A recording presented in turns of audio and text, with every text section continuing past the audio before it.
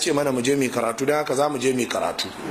Mun yi karatun addini, yanzu za mu je mu na boko, kuma saboda wayewar kai da gumi ya dora mu a kai, yanzu za mu je mu karanta injiniyarin na kwamfuta da sadarwa na zamani.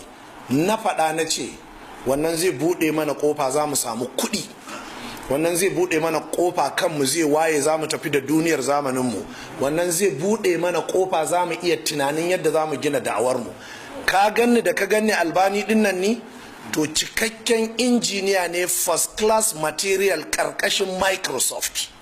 Don haka ko daga America aka turo kurayen injiniyoyi na kwamfuta, to sai an sa su sun bugo min wayan sun sauka Lagos ko Abuja ko makamantan haka, za a zauna to gashi sun zo aiki, to menene zan ce, yaya zan ce.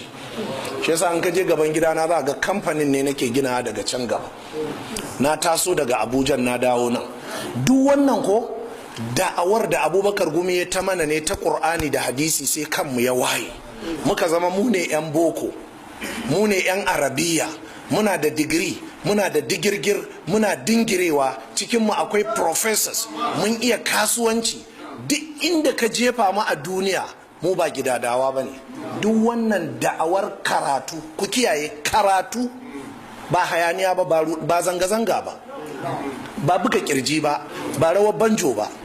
Ku kiyaye, karatu, da haka ake wayewa. So duk wanda bai karantar da ku ba ya cuce ku.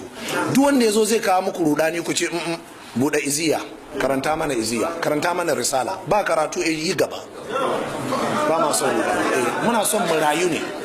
Duk wanda ya zo ya ce a zo a cika layin nan, a yi tsalle, a yi ihu, a yi, ku ce a'a, buɗe ka karanta mana. So muke mu samu haske na ilimi. Ina tabbatar muku yanzu akwai iri na guda 500 product ɗin Abubakar Gumi. Isa Ali Ibrahim yaro ne karami kaninmu, amma yanzu yana ina Ingila. Me yake a Ingila? PhD yake akan computer science. Product ɗin Abubakar Gumi ne. Isa Ali Ibrahim Fantami yaro ne ɗan karami, mahaddacin Qur'ani, mahaddacin hadisi. Muhammad bin Uthman matashi ne, PhD yake da shi a history. To in na fara lissafa maka irinmu, product ɗin Abubakar Gumi ne. Don haka yau in ahalus sunna za su kafa jami'a a Najeriya, ba mu buƙatar kowa mu ahalus sunna. Yasa mutane sun ga wai mun fitar da bana ta university, Albani University of Science and Technology. Bana cewa wannan mutumi ne ko da gaske ne, da gaske ne.